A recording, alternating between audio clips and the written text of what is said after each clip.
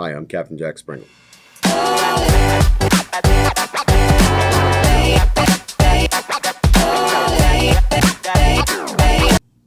I'm here at the Saltwater Edge today to talk to you about black sea bass fishing and as it progresses from the spring, summer, and fall fisheries, gear selection, rigging, and the how-to. First up, we'll talk about now, springtime sea bass fishing into early summer. Generally, the fish are wrapping up their spawning period. They're still in shallower water, and they're going to move out into deeper water as the summer progresses into the fall. For the early springtime fishery, you're going to get a lot of smaller females around. Those are those brown ones, and a few of the males. Believe it or not, all black sea bass are actually born female, and then as they mature, will actually turn into males. Once they turn into males, they'll hoard off into smaller groups of females. That's why you catch more smaller brown black sea bass and fewer of the larger, more colorful males. And the larger males will actually set up territories and become very territorial, which is why sometimes it's better for you to target them on structure versus longer drifts. When I'm fishing for springtime black sea bass, I like to use a slightly lighter setup because I'm usually fishing between 20 and 40 feet of water. For me, that's something light, like a Talavera Type J. This one here happens to be rated for 30-pound test, and I'll match that up with anywhere from as light as a 3,000 to as high as a 5,000. I have a 5,000 series reel here just because I like getting a little bit more bang for my buck. I still have a nicely balanced setup here, so whether I'm fishing baits on the bottom or whether I'm doing something like slow pitch jigging or even lighter weight butterfly jigging, this setup's going to give me a little bit more line capacity, a little bit more drag in the 5,000 series. As the season progresses, you'll start moving on to heavier setups because you're going to start fishing deeper. The deeper you're fishing, the heavier the lead you're going to need, the heavier the jigs you're going to have to fish. So I like to switch up on my body and place the weight more so on a conventional setup. For conventional setup, I like Trevally PX. This Trevally PX here is rated for up to 50-pound braid. And I'll usually match that with anything from a 5,000 or a 500 to a 600 size Torium, or you can use a Trinidad or a Calcutta. This happens to be a Dakota 600.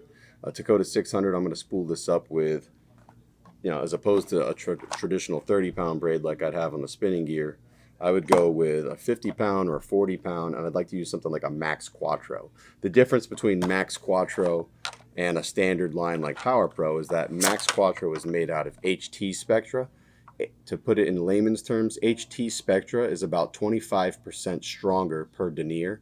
What that translates to is you're going to get 25% more strength per diameter of the line. So it's a thinner line at the same strength as traditional 50-pound line. When you're fishing, if you've got a thinner line with the same amount of strength, you're going to have reduced drag in the water. You're going to get less scope in your line, so you can fish lighter weight, and you're going to be able to have the same amount of strength. So as long as your leader system is still robust and appropriately set up for any of the structure or the size fish you're targeting, using something like a Max Quattro is going to give you more line on your reel, a thinner diameter, without sacrificing strength or sensitivity. Once you've selected the rod and reel that's going to match your time of year or your personal fishing preference, whether it be the lighter spinning gear in the shallower water or whether you happen to go with maybe the conventional gear in slightly deeper water, you're going to select your leader system. For a leader system, for me, I will actually attach my leader by way of a swivel. You wouldn't want to necessarily use a uni-to-uni knot here or a PR or an FG because it's better to have the beneficial spinning quality of the swivel attachment. You don't want your line to be getting twisted as you start reeling up some of these rigs and jigs through the water column. So having a swivel from your main line connected to your leader system or your rig is a very good idea under this style of fishing. On the heavier conventional side, I'm going to match my line to my leader. If I have 50-pound or if I have 40-pound, I generally will fish up to about a 40-pound test fluorocarbon leader. And on the lighter side, on the spinning gear, if I'm fishing shallower water, I'll again go with a lighter leader, 20-pound. I'll even go down as light as 15 if the fish are a little more selective and the water is more clear, like off the South Shore of Rhode Island out front. Up in the bay, you can get away with a little bit of a heavier leader when you have a little less visible water conditions. Once you've attached your swivel, we got a couple of different choices. You can fish artificial, you can fish bait. Generally, until you find the fish, it's not a bad idea to start off fishing bait. It's probably the most popular way to fish for sea bass. And to do that, you want to get yourself a basic rig system. One of the easiest ways to do that is run down here to the Saltwater Edge. Great sea bass rigs here. Teaser tackle. It's just a simple high-low rig. You'll notice you got a swivel at the top.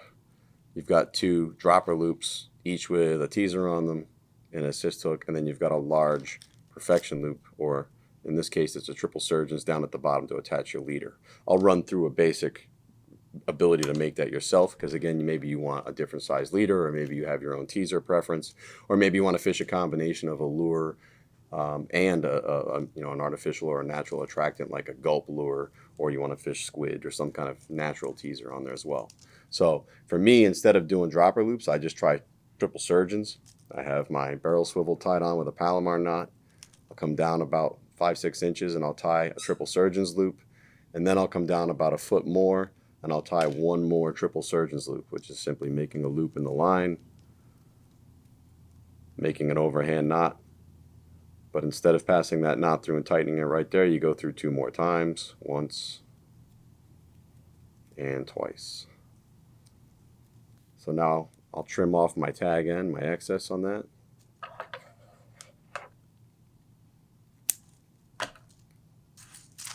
And now I have the swivel, a dropper loop, and again another dropper loop here, all by way of triple surgeons loops.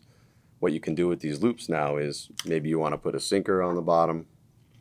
You close up the loop, take the eye of the sinker, place the loop around the sinker, quick change out. If I find I'm having difficulty holding bottom, one of the most important things when targeting black sea bass is to try to keep your line as straight up and down as possible. So if while you're drifting or if the tide is scoping you way out, you're not quite getting the presentation you want to increase your weight. And you want to titrate that so that you have just enough weight to hold bottom up and down. You don't want to just go right to a 10-ounce sinker, because you'll lose some of the sensitivity. So the lightest you can possibly get for a sinker on there, but still hold as straight up and down as possible, that's the best. I mean, for me, it's about, I'll scope out to maybe a 30-degree angle, and then after that, I'm going to increase my weight. And to do that with this system is very easy. You just back off on the loop, and you can adjust to your size on the fly. You don't have to waste time cutting rigs or retying any knots at all. It's just a quick change out. The other nice feature of that is you can also do the same thing if you're fishing a jig like a bucktail jig. You can just do that right through the eye of the bucktail jig and swap it out if you're fishing a double teaser or a double treble rig. On the loop at the top, you can place an entire small teaser. Maybe you're fishing a small Ron-Z, like a 4-inch Ron-Z as a teaser. You can fish a lighter weight bucktail like the small Spro. Or you can go through and put just a simple J hook on there. This is a 3/0 octopus hook. And you can use a J, or you can use a circle hook if you have somebody who's not as quick with timing, or maybe you just want to dead stick a rod. It's you and you're fishing by yourself and you want to have one jig and rod going, one with bait. Having the circle hook on there, that rod will double as itself. Pinch your loop. You're going to place the loop through the eye of the hook. It can be a little tricky to get that loop just small enough. And if you find you're having difficulty doing this and you can't get it through there, you can always go to a lighter leader or a larger hook. But in this case, we worked out fine. Place that through the eye of the hook. Take the loop around the hook itself, pull it tight, and you've got your bait option now in line, which you could take off and throw, again, one of the teasers I suggested. You can also pre-slide a teaser squid up here like Eric has done by teaser and have a little visual attractant on there. You can put glow beads on here ahead of time. It's just a very versatile system that you can adjust to being able to target fish in the water column. So if you're fishing bait, a simple high-low rig. One other way to reduce even more twist in your line and avoid any additional knots, because I don't care how good your knots are, technically anytime you tie a knot in your line is considered a weak point. One way to get around a midpoint knot and just have firm attachment knots in the line is to use an inline style swivel like these. They have a lot of them here on the wall, these rolling bead systems. You also get a little visual attractant here with the glow beads in line. And then you can just simply tie your main line to the top of this rig, your dropper to your sinker or to your bottom rig, and you can tie your assist or any kind of visual teaser off the top here as well. So you can get a high-low rig without having to tie multiple lots in line just by using a system like this here by Tsunami. Next, we'll talk about lures. When targeting black sea bass with artificials, you're generally it's gonna be a jig for the most part. There are rare scenarios I've run into in places like believe it or not, Nebraska shoals or places like Nantucket shoals, when the timing is just right, and it does happen similar to the moons here early in June, where the black sea bass will actually go to a topwater bite. You can't really count on it, but it isn't bad to have at least one topwater plug in your bag while you're out there, because when it does happen, they are prolific surface feeders. I mean, they'll smash a topwater plug. It's very exciting. But generally, if we're talking about targeting black sea bass with artificial, we're talking jigging. And for me, I break it up into 3 categories: slow, passive bottom jigging, mid-speed, mid-range, slightly passive, kind of warming up more. It's basically like a middle-of-the-road jigging, and then a high-speed, more aggressive vertical style jigging. And there's different lures that are going to be able to allow you to do that. So we'll start off with the more passive option. More passive options, I mean, tried and true, a simple bucktail fished on the bottom, thump the bottom, maybe come up about 12 to 18 inches and just pulse it in place. And you can add an attractant to this. You can throw something on there like a gulp teaser, or you can take a strip of natural squid, even something like a natural spearing, whatever you happen to want to put on there as a scent attractant. Even the same kind of pork rind strips that they use on the back of bucktails for striped bass will work very well for black sea bass as well. Another lure I like to use when it's passive is a Ronzi, an original series. I actually use an 8-inch. It might seem like it's a little large, but believe it or not, it eliminates a lot of those pesky little guys. The lot of smaller females, you'll get the brown ones. If you go with a larger bait, this happens to be the 815 model, or the middle of the road 8-ounce size. It's 1.5 ounces. You can also get the 802, which is a 2.5-ounce bait with that 8-inch tail. Hit the bottom, come up about 18 inches, and just pulse in place. You're going to be able to eliminate a lot of the hookups with the smaller fish and target some of those larger, more aggressive males, or at least the larger females.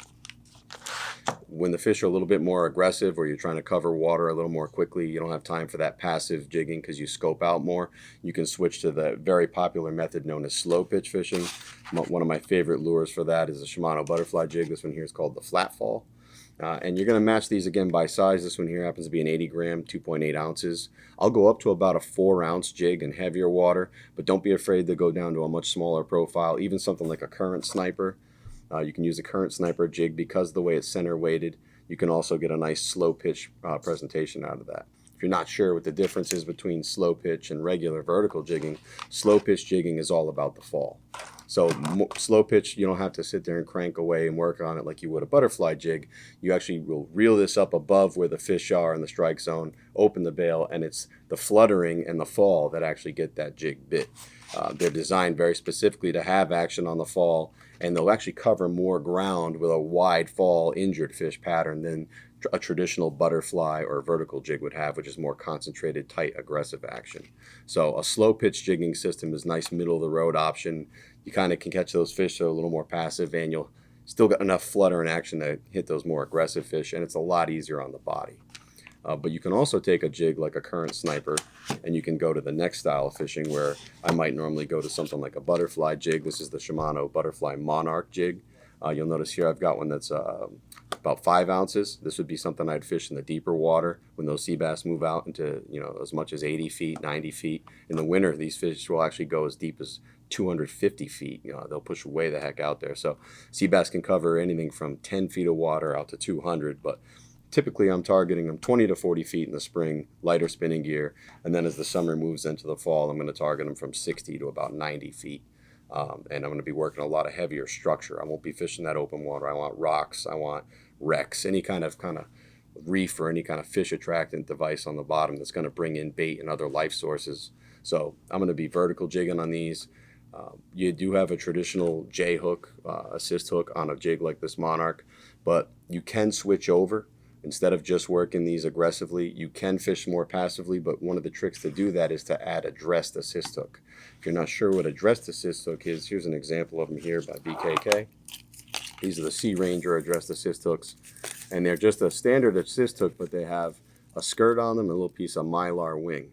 And it's not so much that it changes the action of the jig, it changes the position of the hooks, and it adds a visual attractant to the hook. So if you might imagine on this jig, if I were to move this jig rapidly up and down, that hook would just flop and flutter in place. By adding all of this additional dressing to the hook, it'll actually cause them to slow their fall and to almost hover in the strike zone more. So when a fish takes the jig, it is a little easier to hook up on them, especially if you're working it more yo-yo passive right off the bottom, not whipping it all the way up to the surface and back like you could with a butterfly jig. It also adds a visual attract in itself. Everything from black sea bass to even deeper water cold species like haddock and cod, you drop to the bottom with a dress assist hook, a couple light pulses, and they literally will come up for the visual attractant of the lure, but they will feed on the jig. So you've got all the bases covered here with the jigging. You've got your options for rigging, and they've got everything here on the wall to get you started for the springtime sea bass bite here at the Saltwater Edge. If you have any more questions, drop them in the link below, and we'd be happy to answer them for you.